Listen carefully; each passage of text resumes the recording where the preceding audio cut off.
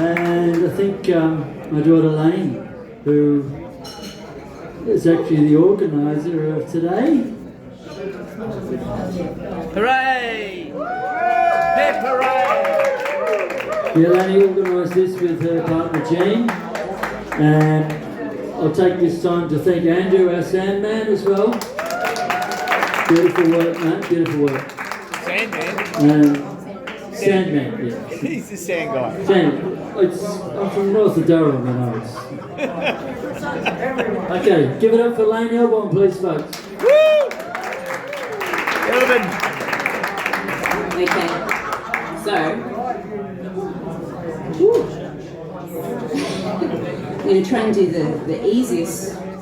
It's not the easiest thing I can do, but the less hardest of the things. I'll do a little bit of a lead-in. Is you know, everyone, or in my case, both my parents, so Max and Gay, and my newer parents, Kathy and Adrian, and then my even newer parents, Gino's parents, Gail and Brian, all love to tell me how much I'm amazing all the time about everything. But the other person who was not a parent was 100% positive about me in every way for all of time. He was the biggest supporter. He would come to gigs, he would come to punk gigs and have a dance. He'd get up, he'd talk to everyone that played jazz. He had no, as someone said in something about how he didn't turn anyone away. And even if he did have judgments of people's music and opinions, you'd have a hug at the end of the day, 99% of the time. But of people that supported me, he was the big one, but also of people that would tell stories of me, he was a big one as that.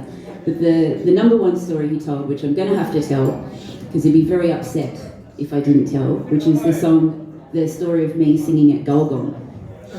So, 40,000 years ago, when I was about this big, I think 5 or 6 maybe, 6, we were at a Gulgong festival. We used to go every year, or for quite a few years, and I'd grown up, as we've learned, obviously, going to all the folky concerts and hanging out under the pool tables, playing with all the kids, playing with all the offspring of all of the other people having fun inside, drinking and singing songs.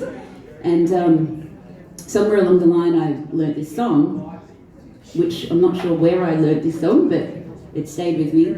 And so I got up one year, and he was always trying to get me to get up, because I would sing in the round, you know, we'd have a sing song, and everyone's in a circle singing, but I didn't want to get up on stage. And then somehow or other, Mum or Dad or John, or a combination of the whole clan, got me up. And I was so little, I couldn't reach the microphone, so they had me on a little stool. And there's a photo of it somewhere, and it was outside the pub on the Gulgong's main street, and it was all blocked off, lots of people. And every time John told this story, the crowd got bigger. So he'd say, "This one here, Leyney," and he'd go into the thing. And when she was 6 years old, and they put her on the stool, and like the only reason I really know the story that well is because John told me the story, or told other people the story every time he was with me and someone else, to make sure that they knew how amazing I was. So I got up on the stool, and I sang this song, and then this became the song I would always sing. I don't know if I can sing this song. I'm going to give it a go. You've got this, Leyney. Give it a go. I'm going to give it a go, but I'll probably need some people to sing along. And I'm going to go back from the mic because I feel like it's harder there. And it's called The Strangest Dream. And I'll just tell you one more thing, if I can try and do it. Yeah, breath. Ready? Does everyone want to have a breath? On the count of 3. 1, 2, 3, you're breathing. What about 1, 2, 3, drink? Or if you prefer, 1, 2, 3. Yeah. So when I was lucky enough to see John just a few days before he left us, and we had a day of, an eventful day of hospitals. We went and saw John, and then we also saw another friend of ours, Terry Cutcliffe, who's been a bit unwell. Terry's out of jail. We probably felt like he was in jail. So Terry made it out of jail, And so we had a day, we saw Terry, we saw John. Johnny didn't. And Johnny was still chatting away. And when I sat down with him, as had become the custom when I saw him pretty much the last X amount of years, because his hearing was not that great, is I'd sit right up close to him all the time. And I learnt that if I was close enough to him, he could see me and hear me or see me. So I got one of the other, or hopefully both. So I'd like to get close, and I'd get into his nice soft ears. And I'd talk, can I just, digress about those ears, because it wasn't just Gino that loved those ears. And people are laughing, they don't understand, right? He had beautiful soft ears, because they had beautiful soft hair, right? Velvet. But his ears, Velvet ears. velvet ears. But you know they say the rest of you shrinks, but your nose and your ears stay the same size. So he had these beautiful ears. And then one day, we were sitting, I don't know where we were all together, and Gina was going on about the ears. It went from the hair to the ears, and John's going, Elbows. and we didn't get that far. Oh. But Gino's doing what Gino does, and he's going, what the fuck are you doing? But he just kept going, and he's cracked, like Johnny just cracked up. There's nothing better than making John laugh. Nothing better. Because he had the greatest laugh, and he would always come back with something funny. And he would remember the most amazing things and come out with stuff that he couldn't believe he remembered. And he'd tell me things I'd said to him that I'd forgotten 1 second after I said them. Anyway, he had nice ears. So, I digress. Yeah, really filthy tongue, but he has nice ears. Right. He kept that under check around me, though. You did listen. He was a good listener. Yeah, he's a good listener. Okay. Anyway, so when I went in there at the hospital, he was having a chat, and I walked in and I sat down. I thought, this might be the last chat. And I thought, well, what could you possibly say? So I just thought, I'll just talk to him like I normally do. I'm not going to be different. And I got in there, and what was normal was to cuddle him and talk to him and go up close to him. And so I just told him he's great, and we had a chat, and we had a laugh. He told us some stories about something. And we had a big hug, and we got out of there. So it was a good... I just have to remind you of what he did. He was cold, he was always freezing cold in hospital. You've probably blocked this out already, but it's got to be said. Freezing cold in hospital, so he'd get the nurses to bring him more blankets. And when Leyne came up, he was so happy to see her. And he said, oh, it's so freezing cold in here. And he's just got his hands out from down here and said, just cuddle Leyne. He was keeping his hands full. Well, she did. But wait, what was the word? I did have blocked it, but what was the word he said? Wasn't ghoulies, it was brass. What was it? I was keeping my hands on the brass. On the brass monkeys, yeah. On the brass monkeys. And he said it, he was laughing as he said it, as I was reaching. Just got his That's hands. right. I did block that out. That's a very important part of the story. And then I said to John, I said, well, they're nice and warm. Thanks, John.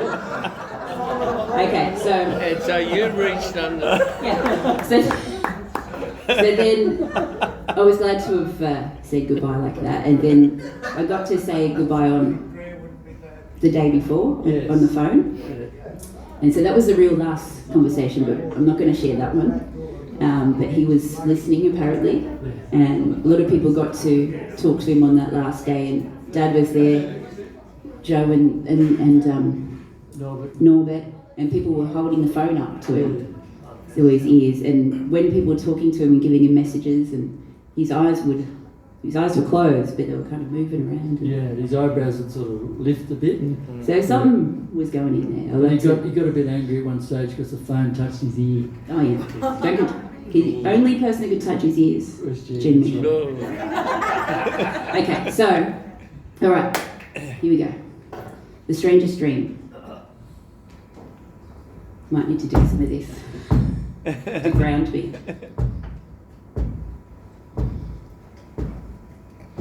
Last night I had the strangest dream I have ever had before. I dreamed the world had all to put an end to war. I dreamed there was a mighty room, and the room was filled with men, and the papers they were signing said they never fight again. Last night I had the strangest dream I have ever had before. I dreamed the world had all agreed to put an end to war. And when the papers were all filled and a million copies made, they all joined hands and circled round and grateful prayers prayed. And the people on the streets below were dancing round and round, with swords and guns and uniforms all scattered on the ground. Last night I had the strangest dream I have ever had before. I dreamed the world had all agreed to put an end to war.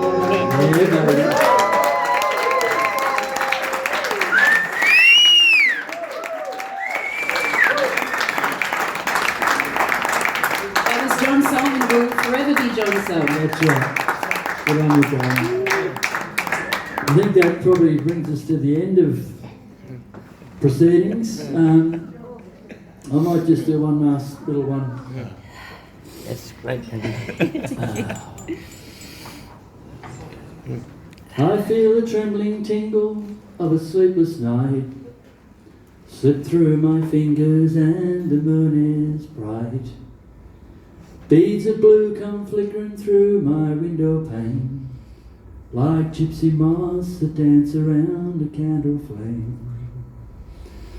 The fragrance of your flowers rests beneath my head, a sympathy bouquet left with the love that's dead.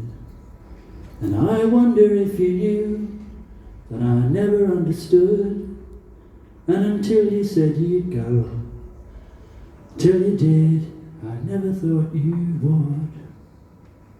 I never thought the words you said were true. I never thought you said just what you meant. Never knew how much I needed you. Never thought you'd leave until you went. Now morning comes and morning goes with no regrets. It leaves the memories I can't forget. Empty chairs that echo as I climb the stairs. Empty clothes that fall and drape on empty chairs. Yeah, I wonder if you knew that I never understood, that until you said you'd go, until you did, I never thought you would. See you, Johnny.